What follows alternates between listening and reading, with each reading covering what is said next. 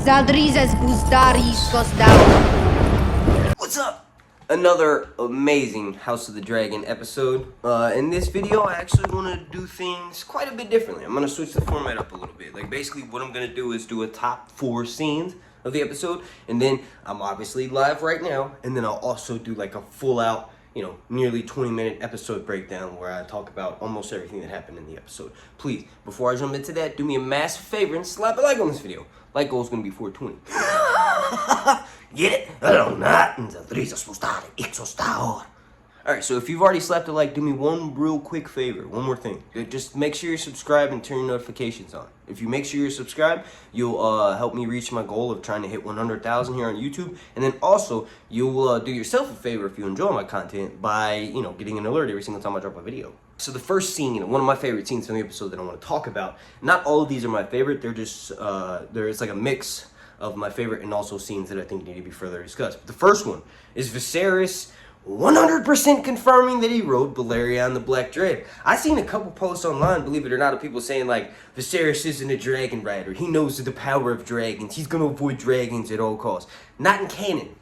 Like, his character is so much more dynamic and in depth, and he's got layers like the Onion and Shrek. But he still rode Valyria. He's still a fucking Targaryen. He was the last one to ride Valyria before Valyria dies. And in the book specifically, he rides Valyria only around the city once and then lands because he's afraid that Valyria won't even be able to make a full-out trip to, say, Dragonstone or something, right? That was also the scene that had leaked online from the Australian YouTube channel, the news or whatever, and they were like, this scene is really hard to watch. Right? And now that I've seen the full context of it, like, yes, it is extremely cringy to watch. It's not a bad scene. It's just, it's fucking, it's weird as shit. You got this 12-year-old little girl who looks like she's 7 talking to the king who looks like he's 40, and she's like, I will give you lots of children. And that line right there made me literally physically cringe down to my gourd. I was like, dude, what? What the fuck? But anyway, it was actually handled pretty well. He does this in the books. He basically tells her, dude, she's a child. That's too young, right? So then he goes for Alicent. In this show, she's clearly older than Laena. But like I said, overall, it was nowhere near as cringy as the out-of-context clip that we saw where Viserys is asking her, what did your mother say? What did your father say, right?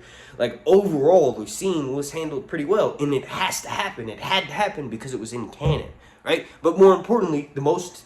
my most exciting takeaway from that scene is that he confirms that he rode Valyria on the Black Dread, which is fucking awesome, because King Viserys rode the biggest dragon of all. And that also leads me into Laena asking about Vhagar. Laena's eventually going to mount Vhagar, and it's the sadness that she has from feeling rejection from the king, according to some of the leaks, and just in general, she's going to go and seek out and claim Vhagar. Vhagar's probably around Spicetown where she's at. She's a member of House Valyrian. Spicetown is near Driftmark, and it's also near High Tide, so we're probably going to watch her claim Vhagar in the next episode. Can't fucking wait! Only for it to be stolen by Aemon at her funeral. Alright, now the next one is a fucking doozy. We got confirmation. Oh yeah, speaking of which, the intro was amazing. The intro was blood and fire, literally awesome. I'm really glad they decided to stick with the same scene, or the same thematic score, rather, right? Game of Thrones theme song. But I honestly feel like it was a little underwhelming, just a little bit. It's a lot of blood gushing towards it, like it goes on a little bit long. But as the seasons come by, it's probably going to get better and better. But overall, I think it's I'd say it's like an 8 out of 10, the intro for House of the Dragon. But it's blood pouring into the crown of Jaehaerys, filming this Targaryen family tree. It's all fire and blood, baby, right? But the model of old Valyria, right, that we see in the intro, and then the one that we see that, King Viserys is having carved from the stonemasons, he's basically got it in his personal chambers, right? I think that's all setting up for a Doom of Valyria show. We're going to see, like Viserys mentioned in this episode, there was 1,000 dragons at the height of Valyria. There was enough to cover the seas. Not every single house in Valyria rode dragons, but for the most part, the ones that did had massive amounts of power, and that's something that I'm hoping we get to see. But overall, it's really cool that we got confirmation on blood mages doing their thing, and how the highest up of the Valyrian families were at the face of the volcano. That's pretty dope. It's like the Valyrians were preoccupied with conquering the world and didn't realize their own doom was coming. This show is amazing. My dick has been hard this entire video, and it's just going to show us, you know, how big it is. No, I'm just kidding. This show is going to show us more things like that from canon, like confirming it for the show universe at the very least. Like, George is going to eventually confirm it for the book universe in his way, but it's awesome to have this stuff and a lot of these theories and fan, you know, predictions and shit confirmed for the TV world. It's amazing. Okay, now the next scene that I want to talk about is kind of like a missing scene, right? So we all saw Daemon in the standoff with Ser Otto, Kristen Cole, and Rhaenyra shows up, talks him down. She's like, if you want to kill me, then fucking kill me. They have a whole exchange in High Valyrian, right? They're doing an impeccable job at speaking High Valyrian. I speak it myself. I'm very fluent. Zeltrizote, Zeltrizas postari, Ixos, Daor. That's not the only lines that I know, but that's the one that I can say 100% confidently without mispronouncing anything. But anyway, the scene that I'm talking about is like in the trailer. Daemon, and I'm showing you it right now. Daemon steals a dragon egg from inside the caves around Dragonstone, and when he does it, he pulls up like this mucusy shit. It's like a very fresh egg, and then he's confronted by this black beast dragon that, you know, it might be Sea Smoke, who knows who it is. We're gonna get confirmation, right? But is that scene cut? Did they not leave it in the episode of him going into the caves of Dragonstone, claiming the egg, and then going out and ultimately being like, this is for Mysaria? He's faking Mysaria being pregnant. He didn't even tell her that. You know what I mean? Or obviously she's not pregnant, but I'm saying like she didn't know when she was talking to him about it after the scene. So it's kind of crazy. It's like, was that scene cut? Or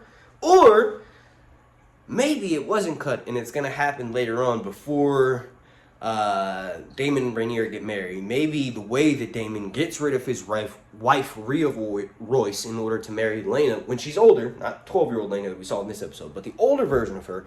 Maybe the way he gets rid of Rhea Royce is by giving a dragon egg to the Faceless Men, and the Faceless Men kill Rhea Royce for him.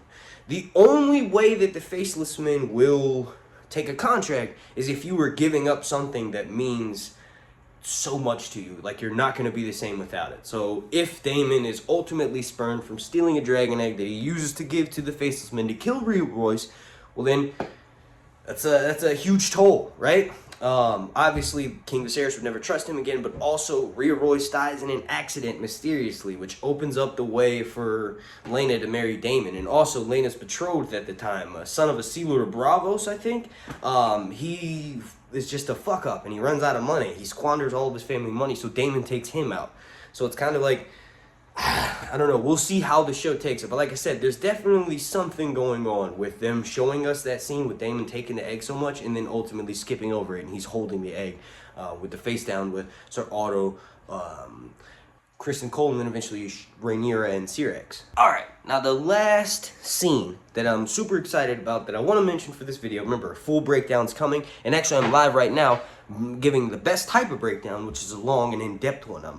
I'm you know, reacting to it here on YouTube. But basically, when Grand Maester Mellos is putting the maggots on the king's finger, which is also kind of something that we need to talk about because the king does end up losing his finger, but it's much later when Rhaenyra's older. She has her maester come from Dragonstone, and they end up removing a few of the... I hear you, Batman. You guys gotta wait to eat. I'm sorry. I woke up and had to film.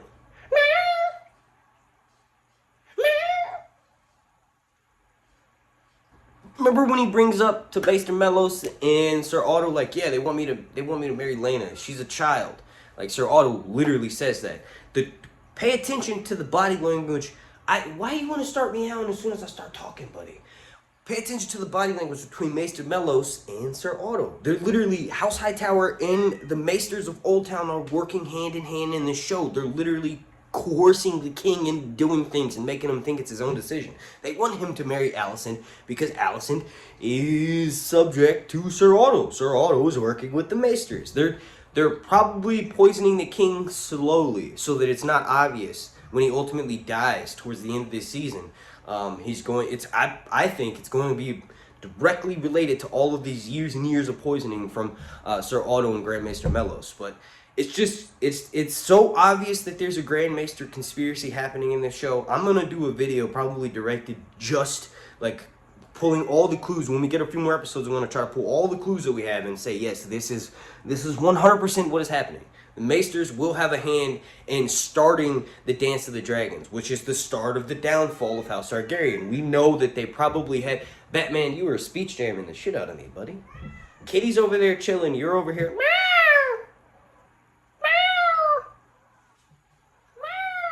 Come here. But yes, the Maesters will, in fact, they're playing the long game. They had a hand in the death of a lot of Targaryens at the tragedy at Summerhall, where, you know, King Aegon the Unlikely was trying to bring back dragons, right? And that's right before the main series starts. So that's at the birth of Rhaegar, Jon Snow's father, right? And they've also started the dance that wiped out all of the dragons. And that's literally by having Alicent, you know, give the king male heirs, and those male heirs are going to cause a civil war between the Targaryens that kills most of the dragons. I want to thank you all so much for watching. I want to thank Ryan Kondo, Miguel Sapochnik, and the entire cast of this show as well. You guys have fucking brought A Song of Ice and Fire, the world, you know, back alive. It's a fucking amazing. And also, special thank you to you for watching, because without you, I really wouldn't be able to do these videos. A big special thank you to every single member of my Patreon producer over on patreon.com/HerHuntReviews. And like I said, special thank you to you for watching. Please, if you enjoyed this, slap a like on the video. That goal's going to be 420.